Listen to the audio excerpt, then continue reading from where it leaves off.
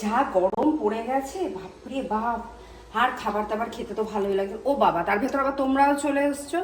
তো যাই হোক, আমার হাতে কাঁচা আম দেখে ভাবছো যে কি করব। তো যেহেতু বলেছি শরবত, তো কাঁচা আম যখন আর গরমকাল, আম পোড়া শরবত তো দেখাতেই হবে। তো চলো আজকে দেখাচ্ছি তোমাদের কাছে আম পোড়া শরবত। তো চলো উপকরণের সাথে পরিচয় করিয়ে দিই।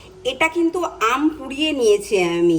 দেখো একটু একটু কালো কালো এগুলো রয়েছে, এগুলো কিন্তু আমেরই একটু ছোকলা রয়ে গেছে। যাই হোক, আর অল্প নিয়েছি বরফ, এটা চাট মশলা, বিট নুন, আর এটা হলো মিছরি গুঁড়ো। আমি চিনি খুব একটা ব্যবহার করছি না।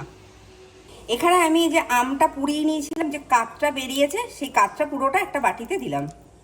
এবার দিচ্ছি আমি এখানে বেশ খানিকটা মিছরি গুঁড়ো। তোমরা চাইলে এখানে চিনি দিতে পারো, আমি কিন্তু মিছরি গুঁড়ো ব্যবহার করেছি এখানে। এবার আমি এখানে বিট নুন দিচ্ছি। এই সমস্ত উপকরণগুলো আমি একটু ভালো করে এবার মিশিয়ে নেব। এর ভেতরে তোমরা চাইলে একটু ভাজা জিরের গুঁড়ো দিতে পারো, যেহেতু আমার খুব একটা ভালো লাগে না বা আমার বাড়ির লোকেদের, তার জন্য আমি দিইনি। আমি সিম্পলভাবেই করছি জিনিসটা। এবার গ্লাসে আমি বরফ কুচি দিলাম। এরপর আমি একটু চাট মশলা দিচ্ছি। আমের যে পাল্পটা তৈরি করে রেখেছিলাম মিছরি দিয়ে, নুন দিয়ে, সেই পাল্পটা আমি গ্লাসে দিয়ে দিচ্ছি। এবার আমি পরিমাণ মতো জল মিশিয়ে দিচ্ছি এখানে।